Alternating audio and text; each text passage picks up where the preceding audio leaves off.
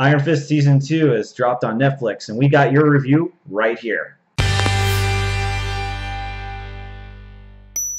Hey everybody, welcome to this TV review with Movie Man Greg. My name is Greg, and here's my friend Ryan. I'm Ryan Abney. And we're here to talk about Iron Fist Season 2. Season 2. Before we get into Season 2 review, I just want to let you guys know this is a full-on 100% spoilers of Season 2. So if you don't want any spoilers, click away right now or put it on mute, and then you can just watch our pretty faces for the next however many minutes this will be.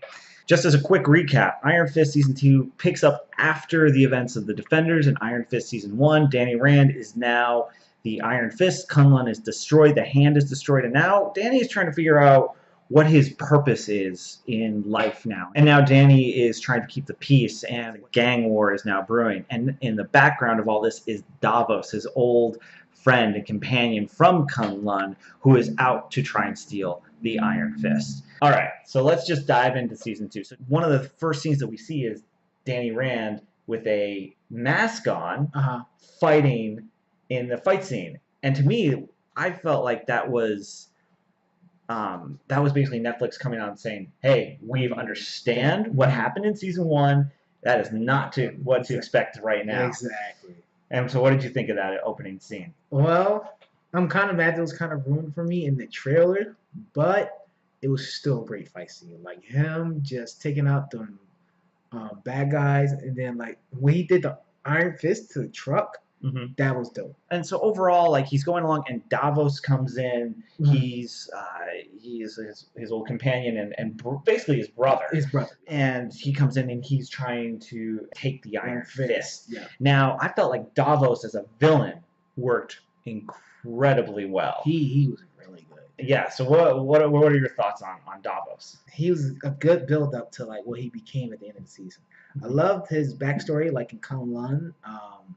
Like with his parents, his mom, like he wanted to be his mom to approve of him. Like, he wanted to feel like he achieved something. He felt like this was his destiny.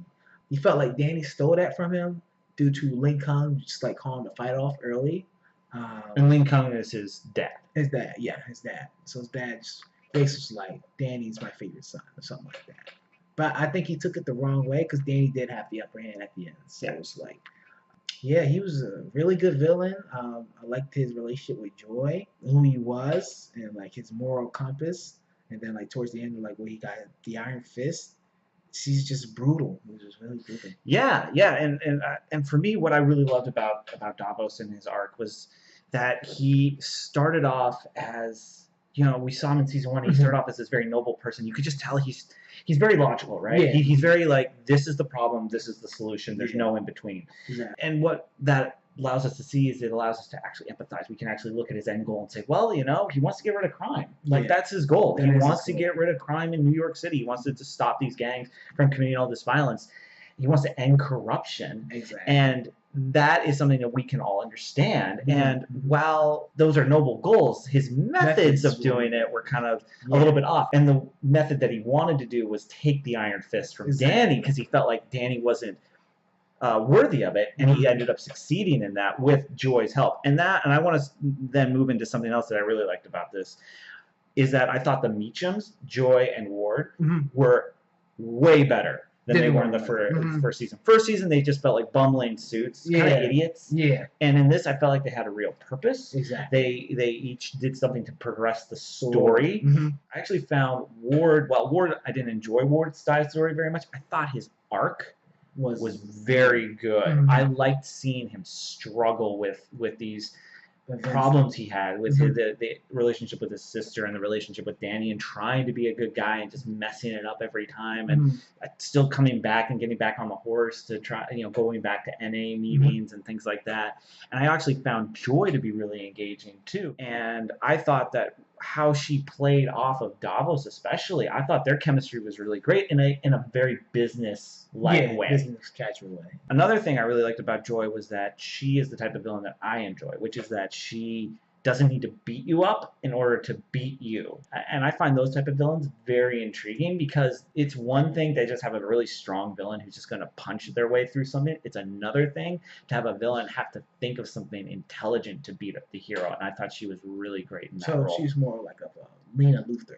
Exactly. But we're also missing one other villain that we got introduced in this movie in this show that we didn't think was a villain at first when we first meet her, and that is Mary Walker. What is your opinion on Mary Walker, aka Typhoid Mary? She is a great character. I love the struggle between her and her multiple personalities, her backstory. I like the little Easter egg they did when she said she was in Sokovia, which is Easter egg that Avengers Age of Ultron. Well, we're not sure whether it was in the time where Avengers were in Sokovia, but it doesn't really matter. I like that she could tell that Davos was a bad guy. Yeah, that was really good because she wasn't wrong. No, she was totally right. Yeah, she warned Joy that Davos is. I don't trust him. So he's gonna turn on you. So really, like, stop with it. And I really liked Alice Eve's performance because you could tell just when she changed personality, she changed actually the pitch of her voice. Exactly. And she changed the tempo of her voice, and just even looking at the eyes, she went from, because Alice Eve, like, you watch her, you see her in interviews and stuff. She's a very charming person. You really see that in the Mary personality, and then she just switches like that over into the Walker personality. So I thought she just totally transformed herself into the role, and I thought she did a really, really great job. And I thought that I found her scenes very engaging, especially the scenes between her and Joy. Her scenes between her and Joy was really good. I'm looking forward to their relationship in the next season, like, depending on like what happens. I want to know more about her backstory. And I want to say now that we're on relationships, I want to say a relationship I really, really enjoyed: Colleen and Misty Knight. Misty Knight coming in, and basically she was in for almost the entire season, which was a surprise. I thought that she was just going to have a 1 or 2 episode cameo. She was in for most of it. Her and Colleen, like, I thought they had some really cool kind of detective cop dynamic. I was watching it and I thought, you know what, I'd watch a detective crime show just with Colleen and Misty. Which I'm thinking they're leaning towards. They might, because it's like her and Colleen, and then like Danny and Ward. Danny and Luke Cage. Oh yeah. Because Danny and Luke Cage are like heroes for hire, and Colleen and Misty are considered the daughters of the dragon. So they could do a spinoff based on like them two, or maybe like do heroes for hire for Danny and Luke, and then like daughters of the dragon for Misty and Colleen. All I know is that those two they work very well together, and I thought that their fight scenes were very awesome.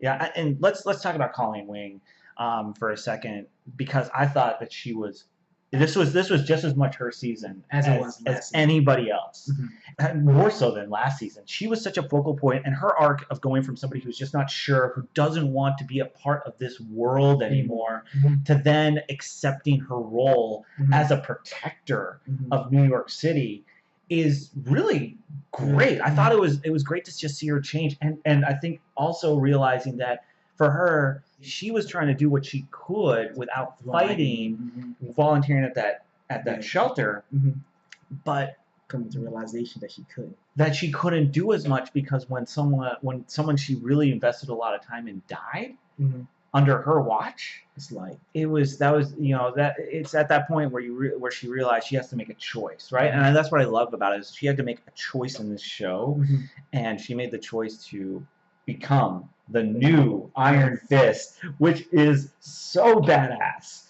I thought, and you want to know something? I was watching it and I thought to myself, like, man, that would be ballsy if Marvel and Netflix decided to give this to Colleen Wing, because in my mind I'm always thinking like that's Danny Rand, and the fact that they're sticking with it, because we saw it at the very end, they're sticking with it with the Iron Fist, like, and the energy going into the katana as well. That was awesome. Oh my gosh, I'm done. Like, I don't like.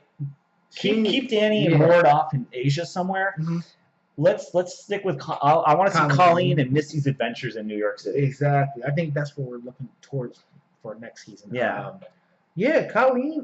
This is actually what I said last season. Like, when I was watching the first season, I was like, you know what? Honestly, instead of Danny Rand being Iron Fist, just because of how bad the season was, let Colleen be the Iron Fist, because like her arc in the first season. Like, granted, I didn't finish it, but I know pretty much what happened. Between her and Bakuto, and find out that the hand is really bad, And then like her story, her journey into Defenders, that having an effect on her this season. Well, and I thought even though Defenders wasn't received particularly well, I thought it was really great that they decided to continue on with the character threads that they established in that. And I think you see that in Danny, you see that in Colleen, and I think they did a really great job at also establishing that the Iron Fist is an entity of itself. It's almost like the ring, the One Ring in Lord of the Rings. You know, it can corrupt you. It's something. It's a different. It's not just an energy or a power. It's another being, another essence. Yeah, that's inside of you as well. I want to talk about some things. I want to move on to some things in season 2 now. We didn't totally like that were a little bit more the lowlights. So what were some things for you that you weren't a particular huge fan of in this season? Honestly, for this season, it was such a big improvement that it's not much that I didn't dislike. Probably still not enough backstory for Kunlun, but it was good enough for a start. Not enough episodes. I felt like I could have used more just because of how good it was. I wanted them to elaborate more on like Colleen using the fist, at least 1 or 2 more episodes. And then like Joy's side story at the beginning was kind of annoying. I felt like she just was like just trying to get back just to get back. I honestly don't agree with her methods towards Danny. Towards her brother, I could totally understand. Yeah, and for me, it's another Meacham issue that I had with this season 2, which was Ward. I didn't really like the side story. I don't really like where it went. I love his character arc of where he went in that side story. I just don't like how it was really executed. I felt like whenever we saw the scenes with Ward in the NA meetings or with his sponsor, those always felt like the weakest for me in the season. I'm more interested in Ward now at the point where he is right now, and I'm excited to see where his character goes. I think him as a character is very interesting. I just don't feel like his side story was particularly interesting when we saw it. I thought that Danny Rand was a little too pouty, sulky for me. For the pouty, now thinking about it, I can kind of understand why he was more pouty this season because he had to deal with struggling with the power of the Iron Fist. Like this, they made a good reason like for him like having it consume him. And then, him struggling with Davos, and then like his relationship with Colleen, that was kind of falling apart. Everything in New York, and then Matt holding Matt's mantle, that was a lot of stress on him. Like he had a good amount of reasons for him to be pouty this season than he did last season. All right, so end of the season 2, we now have Davos, who is in jail after being defeated, losing the fist. Colleen, who's the new Iron Fist.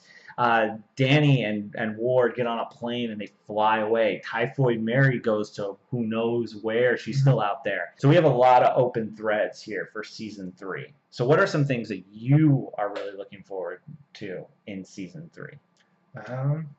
The new story for like what's going on with Rand, like how to get his fist back, who's Orson Randall, Colleen's journey as the new Iron Fist. I know what I really want to see. That I want them to see is him fighting the dragon. I want them to show that. Which they still haven't shown that. You want to actually see a fight scene with the dragon. Yeah. Okay. What I'm looking forward to, I'm like you, I'm looking forward to Colleen as the new Iron Fist. I think it is so awesome that she's the new Iron Fist. I'm looking forward to this new dynamic between Ward and Danny, because if they have that type of chemistry in season 3 that we saw in the last scene of the season, I think that is going to be awesome. I don't want them to start where we left off here. I want them to start off within the first 3 months of him leading up to this point. Yeah. Because it said 3 months later. I want them to start 3 months, from where Ward left off and where Colleen left off. Yeah. Till their journey to where they are now. Overall, I really liked this season. I didn't think it was just an improvement. I thought it was a huge improvement. Yes. Yeah. I thought everything across the board was so much better than it was before. And I'm just excited to see where they go with it. Yeah, I'm definitely excited for next season. If you were to give it a letter grade, what letter grade would you give this season? A B+. That's actually what I was going to say. I was going to give it a B+ as well. So this is a solid B+ from us. Be sure to check out Iron Fist season 2. And thanks, Ryan, for doing this review with me. No problem. Where can the people find you on social media? You can find me on Instagram at Ryan J. Abney, ABNEY.